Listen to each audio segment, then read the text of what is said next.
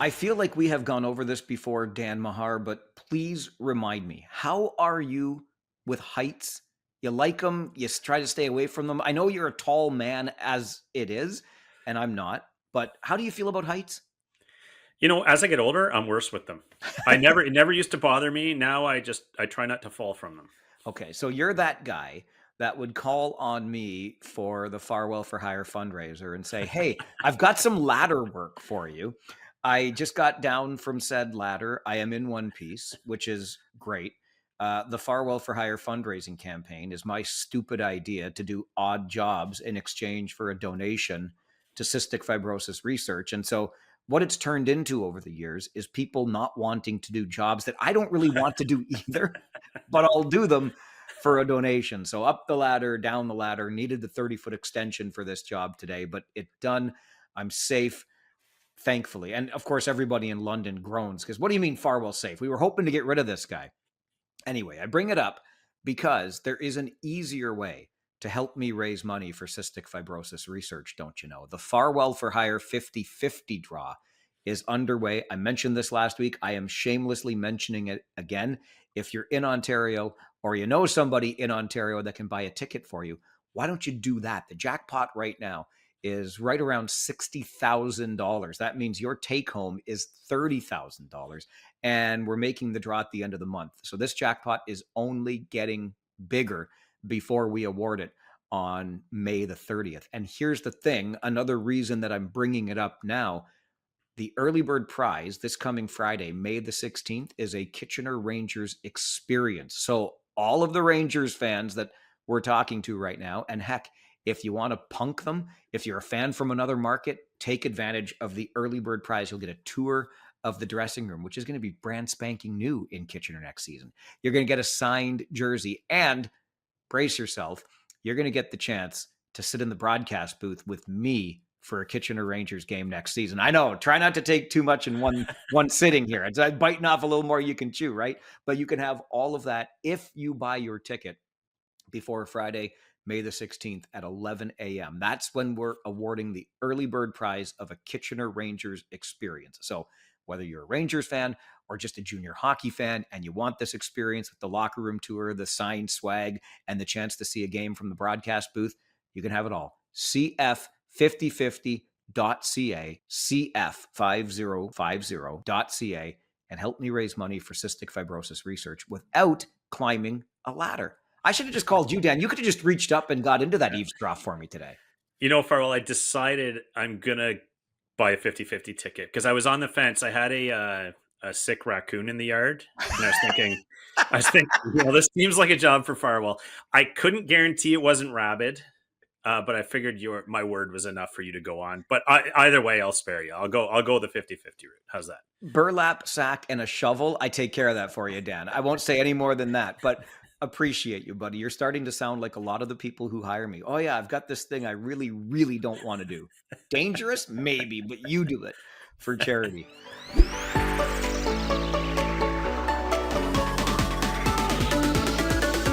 As we record, the OHL final is knotted up at a game apiece. And whether one of the teams, before this gets released on Tuesday morning, with game 3 being Monday night, whether one of the teams wins that game 3 10-1 or not, Dan Mahar, I feel pretty comfortable in saying, at least in these early returns in the OHL final, that we've got ourselves a series here. Yeah, early returns is right, but I think you're exactly right that it is shaping up to be exactly the series we had all thought. And I don't know about you, Mike. I think you were more or less on the same page as me. But before the season even started, I had these two teams kind of on a pedestal on either conference, and I collision course for each other. And it could go either way. I know London has been terrific all year, and that's who we both, I think, called for the final series. But I mean, I don't think either one of us would be shocked if Oshawa wins. That team is just loaded, and first couple games, it's a war. It's toe to toe. I don't think either team is ceding much ground. So I think it's exactly what you look for in a league final. I remember saying in an episode around Christmas, I think it was one that you weren't able to be here for, but I was giving out a gift to every team. And the gift that I gave the London Knights was the Memorial Cup that they so desperately want, because of course they came just 22 seconds shy a year ago in the final, losing to Saginaw with that late goal by the Spirit. And the London Knights made it clear coming into this season, and everybody knew that the mission was to be right here in the OHL final, win another J. Ross Robertson trophy, because they did win the OHL last year, just not the Memorial Cup, and then get to Rimouski for a chance at a little bit of redemption. And on the other side, of course, the Oshawa Generals swept, which is not happening obviously now this year, but swept in the OHL final a season ago, loaded for bear this year. And I'll admit, I'm pretty sure I had Brampton at the beginning of the season, but we had these big teams in the East. There were 4 of them coming into the season that we were all kind of bouncing around with. And the additions that Oshawa made, including behind the bench. Remember, we talked about this, bringing in a 2-time Memorial Cup winner to work with Brad Malone in Oshawa on that bench. They want it bad too. They want a different result. And I think what we saw in game number 1 of this series was an Oshawa team that would not be intimidated by the London Knights. They weren't going to be overwhelmed by the moment. Obviously, they've got some key additions having been made with Colby Barlow, Andrew Gibson. It just goes on from there with the Gens. And of course, the Generals were the beneficiaries of 9 penalties taken by London in that first game. Big part of that story. It always is, right? And this is not a, if anything, I believe it's a check mark in favor of the officials, that I thought they got most of those calls right. And it's a wild card whether or not those calls will be made this time of year or not. So I think it was kind of refreshing to see. But yeah, London maybe learned a lesson in game 1, is that, we got to watch around the fringes with our discipline, because this is not a team that we can give these power plays to, as you saw. But I think what really jumps out to me too when I watch the series, I'm glad each team won one. I felt like that's deserving. They both deserved to win a game there. Neither team was out of either game. They're battled right to the end. But what I always love seeing teams play this time of year is kind of the unsung heroes that come to the surface. I mean, we all know the Colby Barlows, Beckett Senecas, Easton Cowan, Sam Dickinson's. A couple guys that have caught my eye are actually a pair of Noahs. You see Noah Reid with a big goal for London and looking like he's going to play a big role in the future. Just kind of responsible 2-way guy with some jam. And then Noah Powell on the Oshawa side is kind of a name we don't hear as much, but boy, is that a kind of a power forward game, digging out pucks, winning battles. And like you mentioned, being intimidated. To me, that jumps off the page at me. These Oshawa Generals, not afraid at all to be first into that corner, not afraid at all to make sure they throw a shoulder or elbow, make sure they come out with it. So I think they are finally testing the London Knights in a way the Knights have not yet been tested this year. So it's great to see. It's good hockey.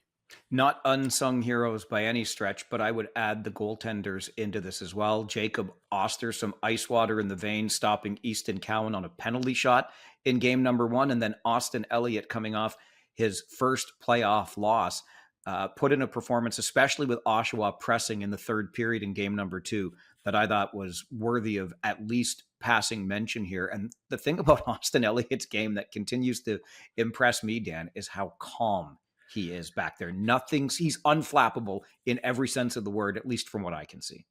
Yeah, it's funny, Mike, and this is maybe an old school reference not all of our audience will understand, but you certainly will, is going back to the Kitchener Rangers Memorial Cup about 20 years ago with Scott Dickey in that. It reminds me a little bit of that, where you have a guy that, even when there was a bad game or a bad goal, 5 minutes later, it looked like he had forgotten it and just kind of calm and steady. And you watch Austin Elliott play, and yeah, the odd one slips through him that you probably like back, but there's no body language. There's no emotion. He's just right back in position for the next one. And as a team, that does a lot for you psychologically when you see a goal. He's just calm, measured in there. It's like, he's sloughed it off. Okay, we're back in this. Let's go.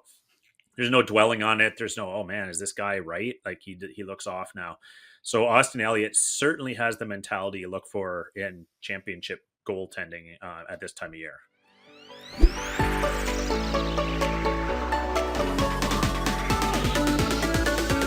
Based on the number of emails we have received, Dan, fans in Niagara are at least paying attention to their hockey club. I don't know if they try to avoid the OHL final because it just makes them think of what could be if they had a team that had any semblance of organization, but lots of emails this week to ohlpodcast@rogers.com about the ongoing soap opera that is Darren DeDobler's ownership in St. Catharines. And of course, the latest We knew the OHL was conducting a cultural review. The results of that review, I think it would be fair to say, found something pretty rotten in the culture, because it is the good old fashioned house cleaning. The entire coaching staff is gone. Wes Consorti will no longer be the general manager. He'll just serve as an executive liaison between Darren DeDobler and whatever the new management group and coaching group is in Niagara. And oh yeah, by the way, Darren DeDobler, by order of this review,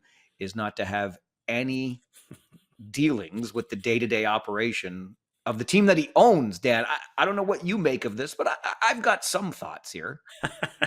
Got a Rolf Nilssonian, if you will. I guess, It's you own a very team. similar. By the way, stay away from it. I mean, I think enough's enough, right? I guess would be the phrase. You look at everything that's gone on in Niagara, and we extol all the virtues of that team, the arena, the facilities, the everything they have going for them. Some great young talent in that lineup. You can only put up with this so long before the league has to step in and take some measure. And I think it's even more important now in the context of the recruiting issue that the OHL will have versus other options, the NCAA battle we always talk about, USHL, etc. You just can't let these things slide anymore. You can't run it like it's, an under the radar 1980s outfit where no one knows what happens behind closed doors and, rules are to be broken. So, I mean, wise up to everyone running a franchise in this league. Look, you can't do it that way. You have to have some professionalism. You have to have some accountability. And I think it's sad that the league had to come in and do this cultural review and take these steps. But I mean, it's going to be hard to argue that it's not necessary, correct? Absolutely had to be done. And here's the thing. As of this July of 2025, Darren DeDobler will have owned the team for 3 years. 3. I emphasize that because not quite at the 3-year mark. This will be general manager number 3, since Wes Consorti is now out of the role. So general manager number 3 in 3 years for Darren DeDobler's team. And now that Ben Boudreau, I was thinking Bruce for a minute there, Ben Boudreau has been relieved of his duties as head coach. It will be the 6th coach hired under Darren DeDobler's watch, going back to Jody Hull, the coach he inherited when he bought the team in July of 2022. To call it a mess, I don't think even goes far enough. And honestly, Dan, I will say again, I've been on this train for a little while, despite quotes in St. Catharines media from Darren DeDobler himself that he has no intention of selling the team. This has got to happen. I'm sorry, but it has to happen for the league's sake and for the sake of the market. If it wants to, it's going to have to rebuild some goodwill there in the market that we've talked about being such a good one for the league with all the reasons you just mentioned.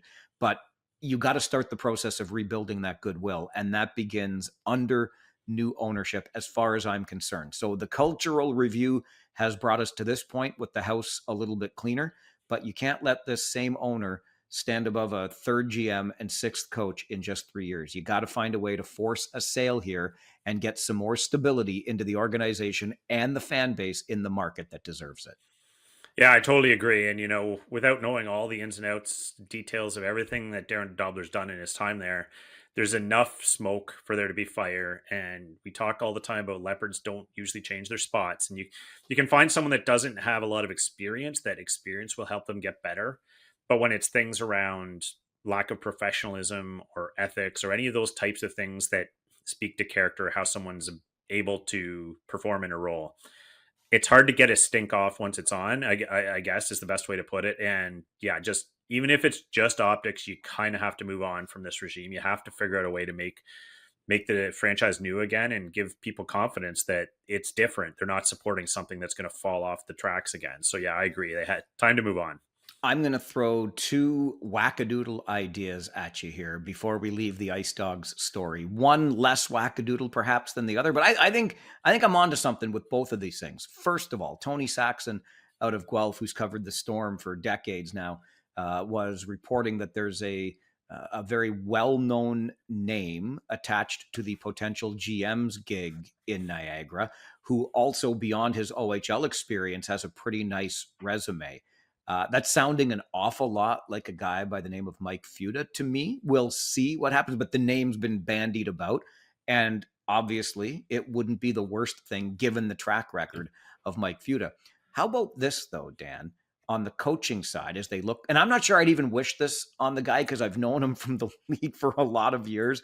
And don't tell him I said this, but I kind of like him. However, there's a guy that's just down the road in Hamilton, and he's got experience coaching in this league in the Western Conference with both Kitchener and Saginaw. He's running some great stuff online now. If you haven't looked at Hockey IQ Can on Instagram, really interesting stuff. He's a good X's and O's guy. He's got a little bit of the old school in him, which I think the organization could use.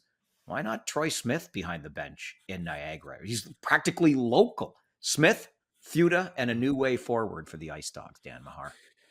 Yeah, well, we know Troy Smith tutored under Peter DeBoer and Steve Spott, right? So in terms of professionalism and how to run an organization, the guy's got all the mentorship, proper mentorship you could look for. And yeah, Mike Fuda, I don't know. I've heard that name floated as well a couple times, and I mean, I think that would be a coup for Niagara if that were to happen. It's hard to get better experience, especially with the OHL, than a guy like Mike Fuda. So, yeah, you're talking about names that bring some credibility and stability to the organization that we know have a track record of doing things the right way. So whether it's Fuda and Smith or others of that ilk, I think you're heading on the right track in terms of the types of people we want to see brought in. Absolutely on the types. I make no guarantees on the names I'm just throwing out there for consideration. However, they might make some sense, especially if you want to fix things in a hurry in Niagara. Okay, some things that we do know. The NCAA offers are getting crazy big. Our inbox is overflowing. And here's the story I know that you've been waiting for all season long. What OHL rink serves the best hot dog? One fan tried all 20, and his results are next. Stay with us on the OHL podcast. The NBA 82 game grind is done, and now the real fun begins. The NBA playoffs are here, and it's time for all the high stakes drama, clutch moments, and jaw dropping plays. I can't wait. If you're looking to make the playoffs even more exciting, DraftKings Sportsbook has you covered as an official sports betting partner of the NBA. Try placing a bet on your favorite player's performance. Will they drop 30 points, 40, or more? It's your call. Here's something special for first timers. New DraftKings customers bet $5 to get $200 in bonus bets instantly. Make it a playoff run to remember with DraftKings. Download the DraftKings Sportsbook app and use code THPN. That's code THPN for new customers to get $200 in bonus bets when you bet just $5. Only on DraftKings. The crown is yours.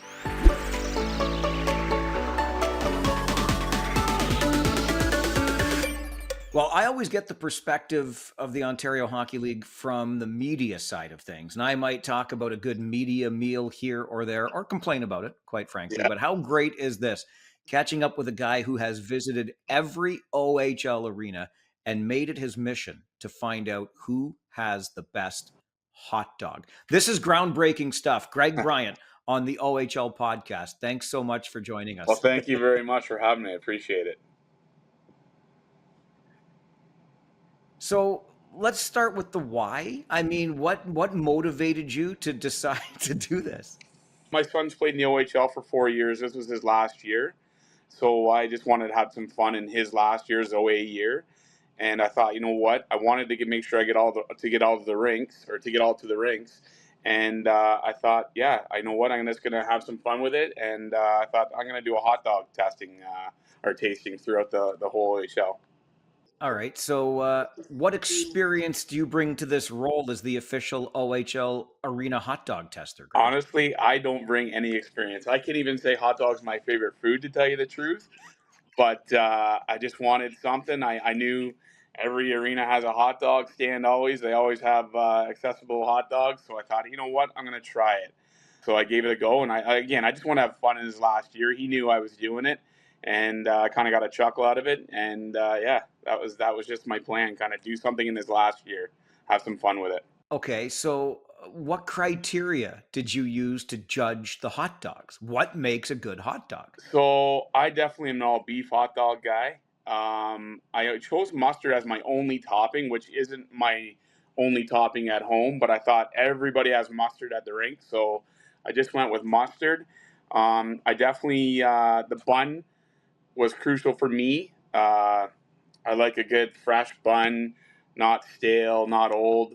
And then, like I say, a good all beef hot dog that's got good flavor and everything to it like that. This is an idea I can get behind because I'm a mustard only. I don't think you should be messing with hot dogs beyond that. Like mustard is the best condiment for a hot dog. That's fair for sure. It is for sure. Okay, so you go through this and you're testing.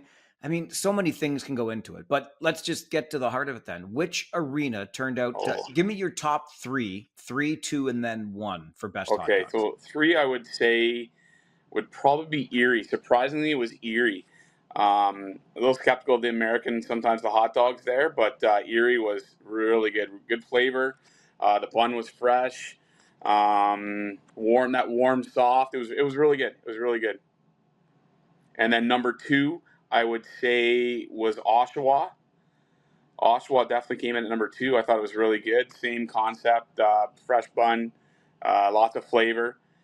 And then my number one was Kitchener by far. And I don't know what it was. It was definitely their bun. I don't know what their style of bun they use, but man, it was good. It was really good. It was the best hot dog in the Ontario Hockey League by far. It was a no-brainer right from the hop of the tasting. I was like, this is the one that's going to have to be beat. So good luck. Now, wait a minute. This was not planned in advance, Greg. Are you just doing this to curry favor with the hosts of the OHL podcast who are based in Kitchener? I am not doing that. I'm telling you the godforsaken truth. It was the number one hot dog in the Ontario Hockey League by far, a landslide. That is incredible. So how did you score them? Like, you must have kept track as you went from rink to rink. What did you do to keep track? I did. I posted every one on Facebook, on my Facebook account. I videoed it myself, just me and a hot dog and a drink. And I posted it and I kind of kept track and I just I kind of kept the top five going throughout and nothing beat Kitchener. Once I hit Kitchener, because Oshawa I think was my first one. And then I can't remember exactly the order after that, but once I hit Kitchener, the bar was set, and I knew what I had. What if anyone wanted to pass it, they'd have to definitely get past that, and it wasn't even close. Honestly, Kitchener by a landslide was the best hot dog in the OHL, and that's just my opinion. I mean, that's my opinion, right? I didn't have a ranking system with whether or not I'd buy the hot dog again. I talked about the price point. That wasn't a factor in my decision on the best hot dog or not. The price point, because they're all pretty much in the same kind of area of pricing anyways. But for me, again, it was like the flavor. It tasted good, all beef, and the bun. The bun was the big thing in Kitchener. That I don't know what bun they use, but it's a different style of bun that anyone else uses in the Ontario Hockey League, and that was the game changer. So for me, anyways. You said you did this in Gavin's last year. So Yes. were you able to visit all 20 rinks in the final season? So unfortunately for us, he started the season injured, and that was in Niagara, and they traded him just prior to him getting back healthy. And unfortunately for us, when he went to Peterborough, he got traded to Peterborough. They had already visited Guelph, and they only go there once. So Guelph's the only one I didn't get to out of the 20 rinks this season. I was able to hit 19 other rinks, and that was the only one I didn't hit, unfortunately. I wanted to, but I just never got the opportunity. That's dedication, though. That's a lot of miles you put on in one OHL season. Yeah, I went to, I think I calculated 58 games this year to watch him, whether or not he was playing or not. Like I say, he started the season injured, and I made 58 games and was able to complete by going to every OHL rink, because I hadn't been to Sault Ste. Marie and I hadn't been to Oshawa yet prior to the season, and I was able to get to those two rinks to kind of close out the whole OHL, where I've been to all 20 rinks throughout his 4 years in the OHL. Those last two are pretty good rinks, too. Tribute Community Center in Oshawa, and I love it up in the Sioux. It's a long drive, but it's worth it once you get there. Well worth it. I'd say it's one of my favorite rinks, to be honest, in the OHL by far, yeah.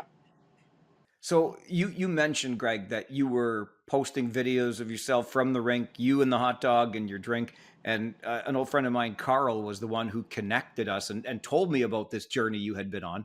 What were people saying as you went along, posted this, the interaction you got from Well, it? I actually got a lot of criticism, like, why are you just doing mustard, and why aren't you doing this, and why are you doing that? I said, listen, people, I'm just honestly having some fun in my son's last year of the OHL.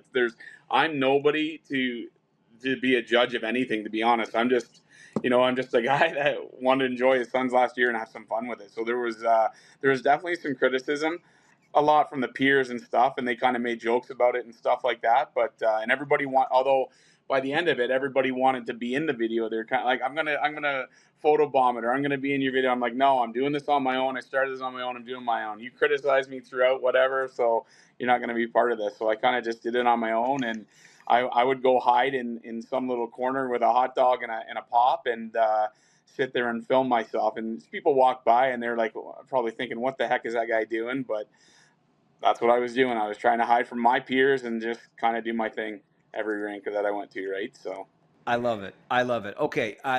Before I let you go, you mentioned Gavin, obviously, from Owen Sound to Niagara to Peterborough in his OHL career. As an OHL family, how did you enjoy, and Gavin, the trip through the league? it was fantastic. You're gonna get me all emotional now. Yeah, it was a heck of a journey.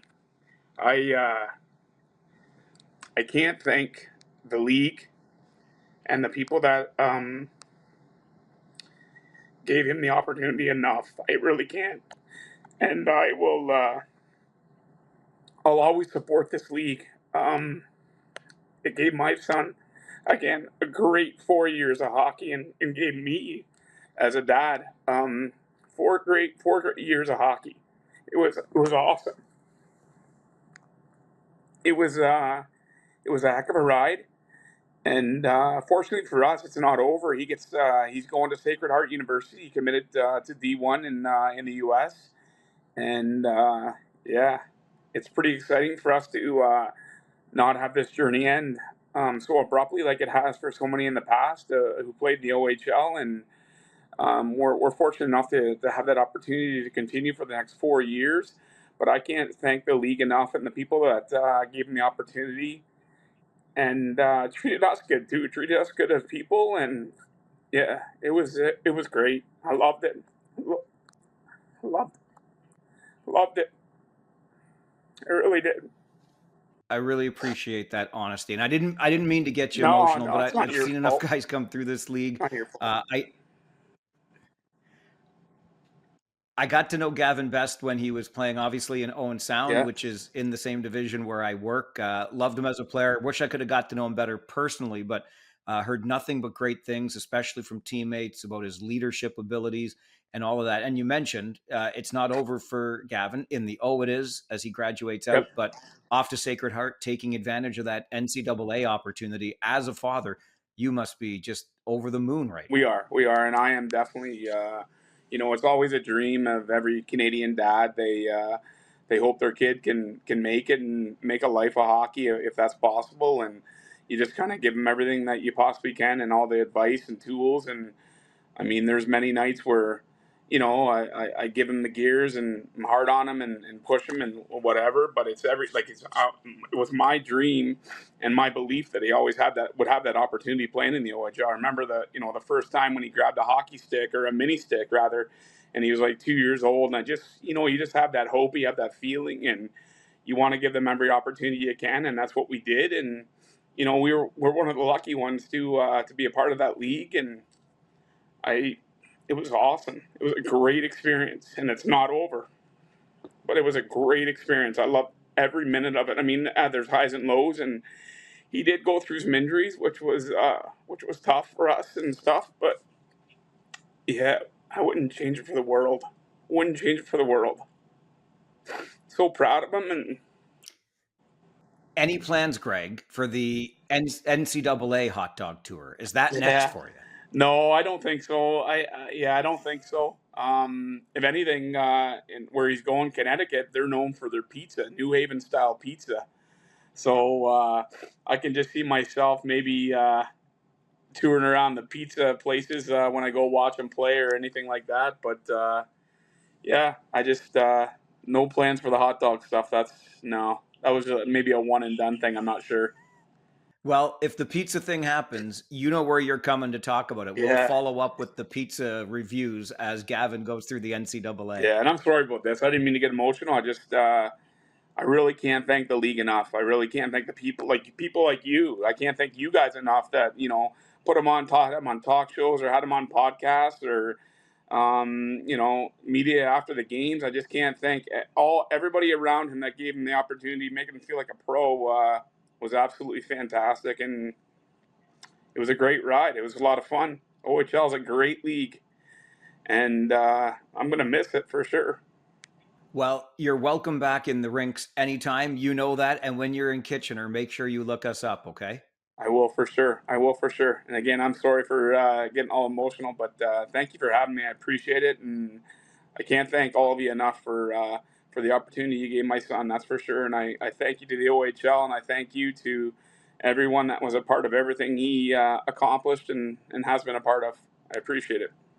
Dan Mahar, I can't say I'm surprised that the Erie Otters make the top 3 of Greg Bryant's best hot dogs in the league. I mean, they've got a ballpark right next to the hockey arena. If you can't get a good hot dog at a ballpark, especially a minor league ballpark, something ain't right. But how about the Kitchener Memorial Auditorium serving the best hot dog in the league, according to Greg? Now, as you know, Dan, I get spoiled up on press row. Village Caterer provides all of our media food, and it's fantastic. So I've never tried the hot dogs at the Odd. Any of the foodstuffs that you've tried in all your time there? Oh, you're gonna out me here as a bad fan, Farwell. I actually have not tried the hot dogs at Kitchener either. That's So okay. Yeah, that I, doesn't make you a bad fan. It probably I makes you a smart one. well, maybe, yeah.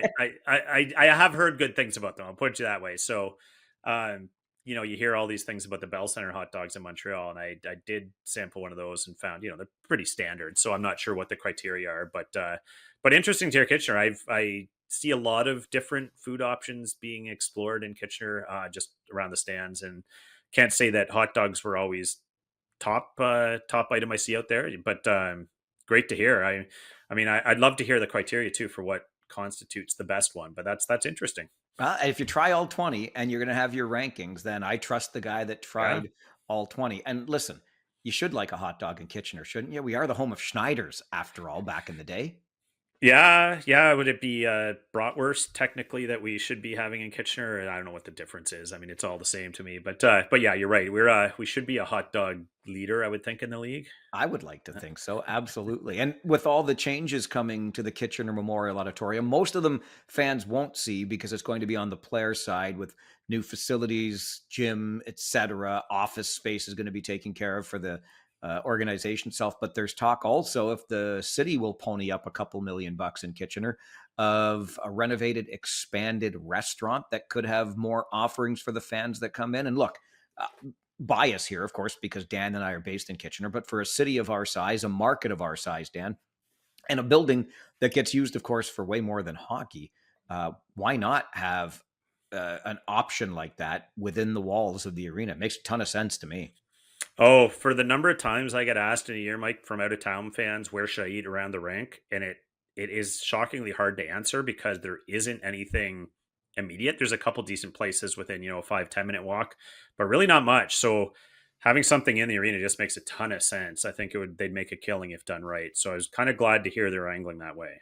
The other thing that really struck me in that conversation with Greg Bryant, if you didn't put two and two together, Gavin, who just graduated out of the OHL, is Greg's son. And to hear Greg get so emotional over talking about the experience that Gavin got in the Ontario Hockey League, and as a family, they enjoyed through Gavin's time in this league. And remember, too, Gavin had an injury plagued final season, but nothing but fond memories and praise for the Ontario Hockey League, which is probably pretty important to we should send this audio to the league, Dan, so they can use it as a recruiting tool. You see, people enjoy their time in this league. Well, we always hear about the negative, right? That's what comes to the forefront, but there's so many, like 98% of it is positive. And I think when you look at a player like Gavin Bryant, he did it the right way in various stops along the way. We talked about the Niagara IceDogs. He was one of the super positive things about that team. Just a hard worker, a leader. You wore the C on his jersey. So, I mean, kids like Gavin Bryant make this league better. And you heard Greg talk about the time and how emotional he was about it, for sure. But imagine the kid. Gavin's going to have that forever. He's going to have the stories forever. He's going to take that into his life and with his kids. And just keep in mind, when you bring your player to this league, it's people like that they encounter and that they learn from, who end up being mentors by the end of their time in the league. So yeah, really emotional story, and good to hear for the league.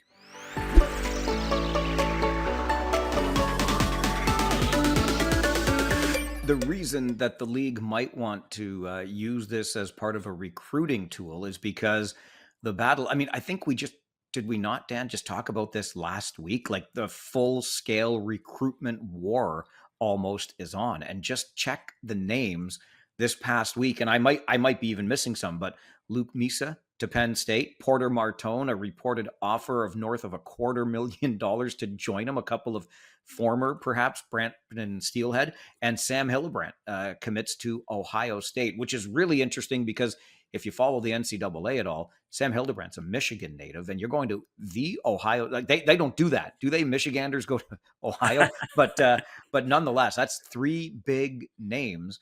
And again, I might be missing some others that have committed along the way, but the recruitment war is real, I would say, at this point. Yeah, and you know what, Mike, that stands out to me from what we're hearing, both rumored and confirmed at this point, is it's actually falling kind of exactly how I expected it might, where the overage pool is really going to get siphoned because those are, 20-year-old players. They're at an age bracket which fits with the NCAA better. They have options. They don't have to return to the OHL. So those names are getting pilfered a little. And then the super high-end 19-year-olds, like we heard the Porter Martone rumors.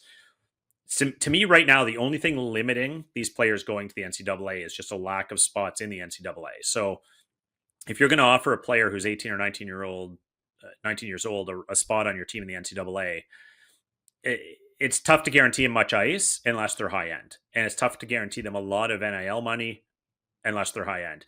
So anyway, the rumors and the confirms are starting to line up exactly how expected. You're going to get those 4 to 5 19-year-olds that are prolific in the OHL that start to get these offers because they're the ones that the school can make back money on from using their name, image, and likeness. And then the overagers, because the age bracket fits, they're no longer committed to the OHL per se. So it's starting to fall exactly how I thought the chips might, Mike, and the OHL will have to respond, I would think, in some way.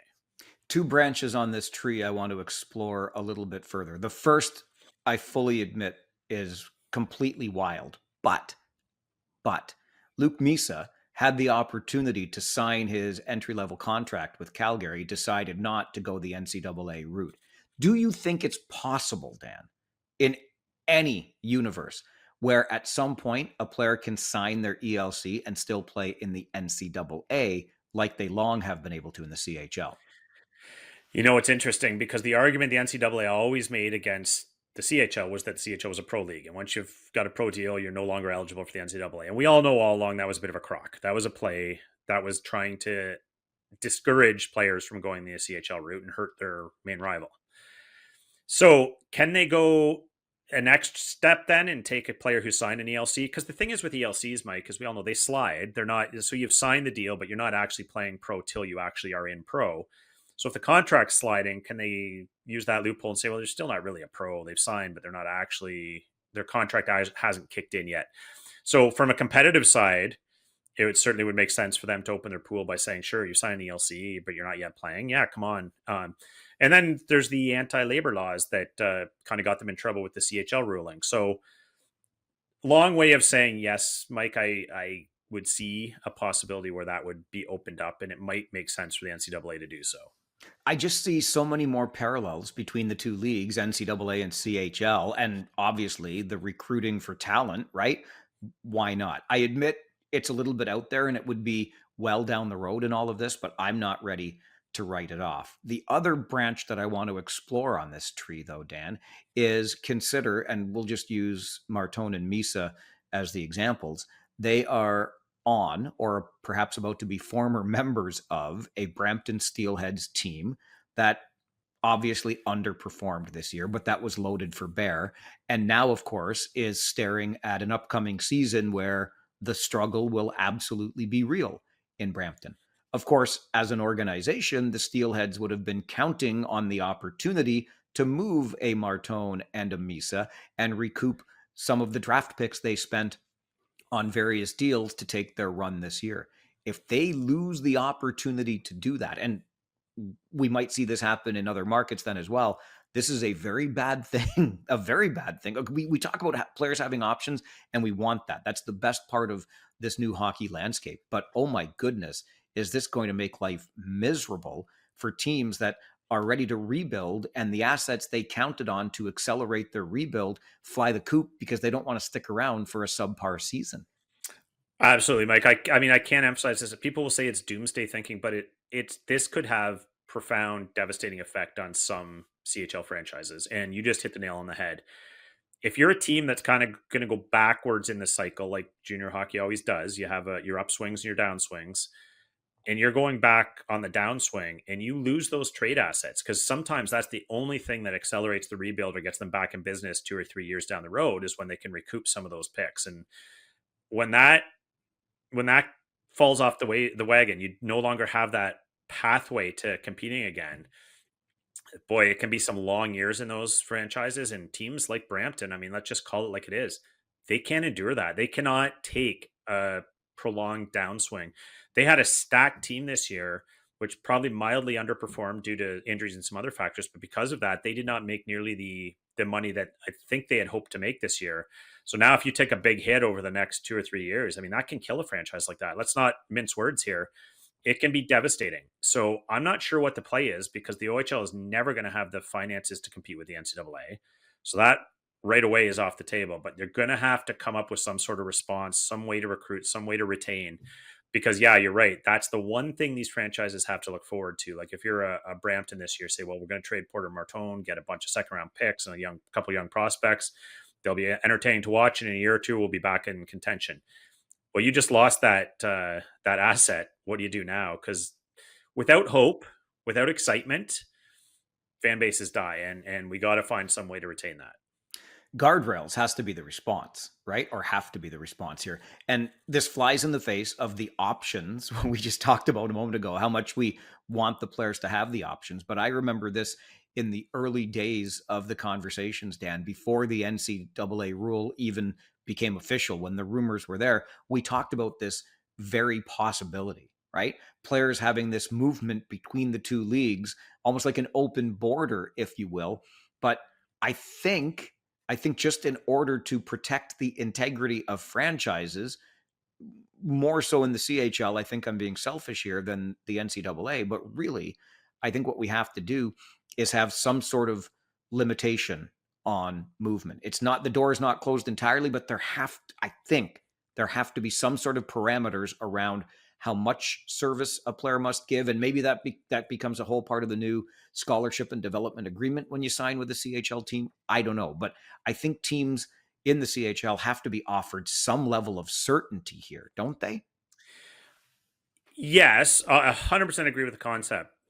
The trick is in the details on how to make that happen. Because if you put guardrails and say, well, you're going to have to serve minimum 3 years before you can be released anywhere else, you're going to go back to the old situation where some of them say, well, fine, then I'm not going to play here at all. We're going to bide our time in junior B or the USHL and then jump to NCAA, which kind of is what was happening now for kids that have NCAA aspirations. But I'm not sure it's quite the leverage the OHL would like, CHL would like.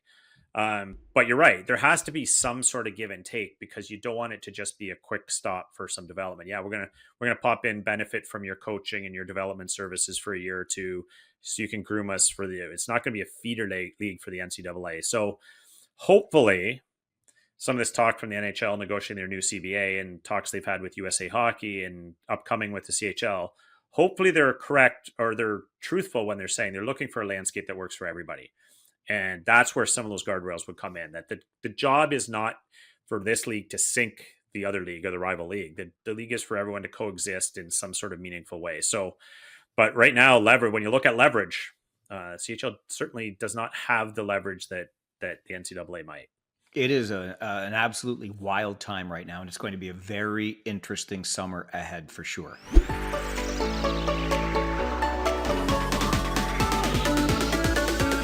Dan, something you mentioned just talking about the Brampton Steelheads, where if you don't have hope, if you don't have excitement, a fan base can get bored in a hurry and maybe even abandon you.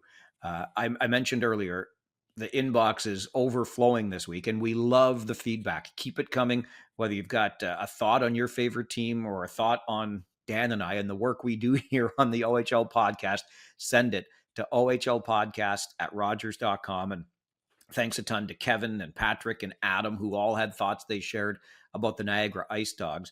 And that brings me around to Dale, Dan, who sends an email to ohlpodcast@rogers.com talking about the team for which he has had seasons tickets for 30 years now.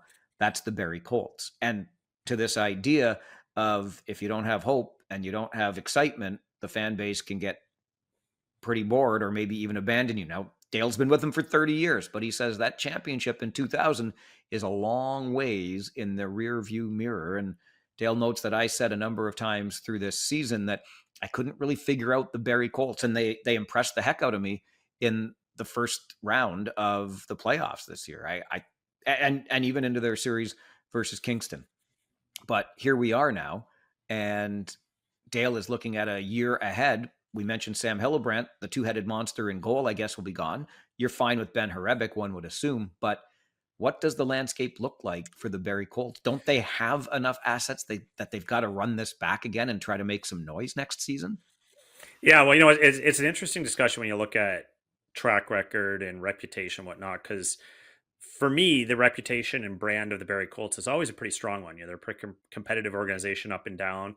But then you start talking about that last championship, right? You're talking the Frost Four. You're talking being led by Sheldon Keefe, who has since completed an NHL career and a couple NHL coaching gigs. So we're talking pretty far in the rearview mirror here since hoisting a trophy. So then you start to dissect it and say, well, yeah, like this is a team that's had some good upswings. They've had some good cores, never quite gotten over the hump. They've had a couple years where I was thinking, yeah, they're definitely the top 2 or 3 teams here. Achieving that highest level though is so tough. Like we even see the vaunted London Knights sometimes struggle to complete the championship. So it's not an easy thing to do. And when you're as close as Barrie was this year, I think they felt like they went all in. We saw the trades with North Bay. We saw these players they brought in to really bolster the top end of that lineup and try and be able to score with teams like Oshawa. Every year there's going to be a monster in the room with you, whether it's Oshawa, whether it's London, whether it's who knows who it's going to be in the future. There's going to be some hump you have to get over. So to do that, you have to time your cycle right and you have to make the right moves. And this was a tough cycle year. That might have been the difference. It was a tough cycle year with a lot of bigger monsters, if you will, in the pool. But talking about next year, it's tough though. Farwell, you look at some of the names they're going to be losing, and do you mail it in? Do you recoup some of those assets and go for it again in 2 or 3 years, or do you try and run it back? I'm kind of with you. I like if you have the right coaching and the right systems in place. You take the experience you gained this year and try and push again next year, knowing that the teams you competed with are also going to take a bunch of hits. But it's far from a certainty when you look at some of the losses they're going to have in that roster to say, yeah, this team's going to have what it takes next year if they didn't this year. This is the joy of junior hockey, right? Team building. It's not easy.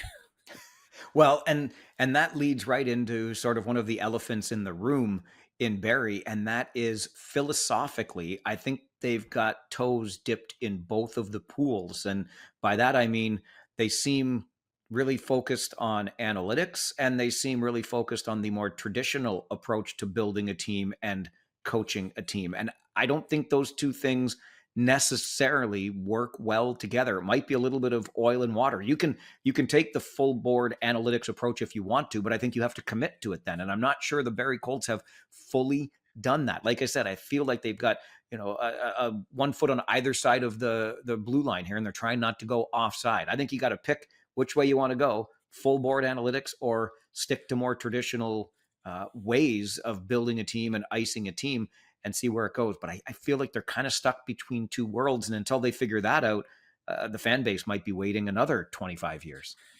Yeah, well, it's a really interesting concept to kind of go all in whichever lane you choose, because you're right. I mean, it's depressing. Every fan in any OHL team knows this. It's depressing when you have an all-in year where it doesn't succeed because you generally just pilfered your cupboard. You moved a bunch of picks that you could have used for future years to build for this year. Then it doesn't work out this year. Suddenly you're looking at a cupboard that's relatively empty or much more empty, and it makes it that much tougher to build. So the magic recipe is hard to find. But I mean, to me, the winning breeds winning. That culture kind of breeds itself. So you have to at least establish, first and foremost, that kids are progressing in your organization. When other players see that you've got the right things moving, other kids will come in, and that culture will perpetuate. Until you get there, you can't just have, every third or fourth year, yeah, we've got a couple hot shots up front, let's hope they carry us to a championship. You have to kind of establish that machinery that turns over, and we see it a bit now. I think we talk about the Kitchener team that we see all the time, Mike, and with the coaching staff they have in place now, we saw them take a team that was probably a little lighter on skill and age, and we're as competitive as could be this year. And that's because you're establishing that culture where everyone's going to progress, everyone's going to develop. So for me, not just applying to Barrie, but applying to all these teams that struggle to get over that hump, that's the magic recipe you should be looking for. And if what you're doing right now isn't getting you that, then yeah, you got to change it up. Tough road ahead for Marty Williamson, wearing both hats, head coach and general manager in Barrie, and some big decisions to be made to see if they run it back or try to build for another 2 or 3 years down the road. It will be interesting for sure.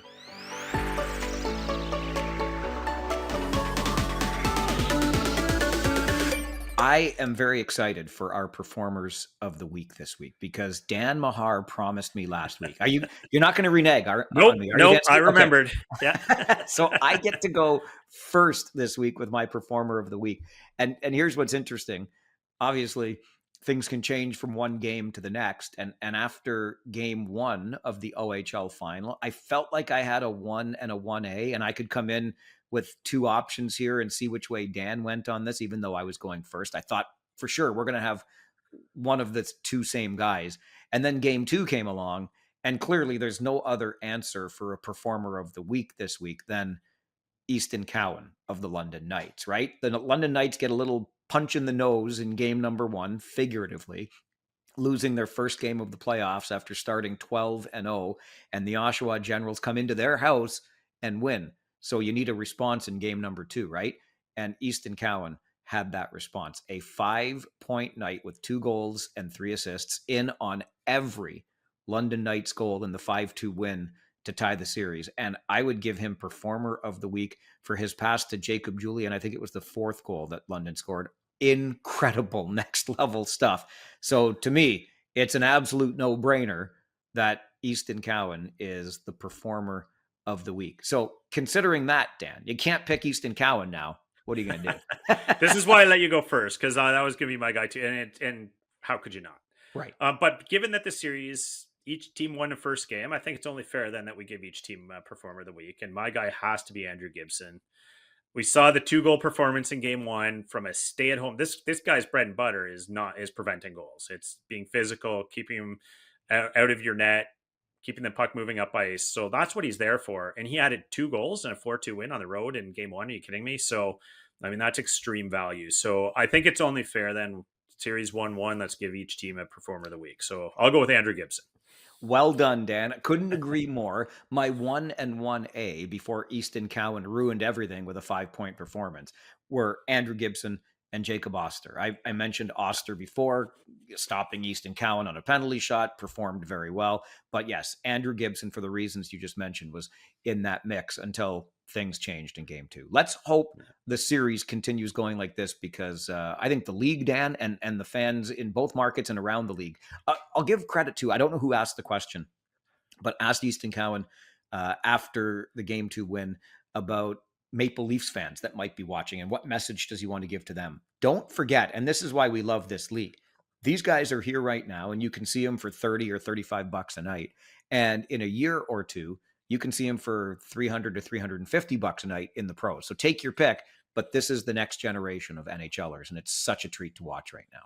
Oh, well said. Well said. No, I thought you were going to say if there's any lesson to learn for Leaf fans watching the Florida series is that don't shoot the puck at the net. Shoot it at the bodies in front of the net, because it's going to hit one and go in. Because it seems like every goal is doing that. But yeah, Leafs have a little bit to cheer for in this series for sure, with Danford as well.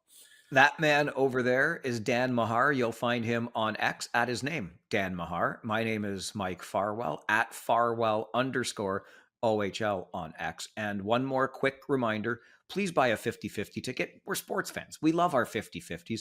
Ontario only, but cf5050.ca, cf5050.ca. Buy a ticket, help us raise money for cystic fibrosis research. And if you buy before this Friday, May the 16th at 11 a.m., you're eligible for an early bird prize of a Kitchener Rangers experience. You know you want it, and you know you want to help me raise money. cf5050.ca. We'll be back in a week's time with more of the OHL podcast.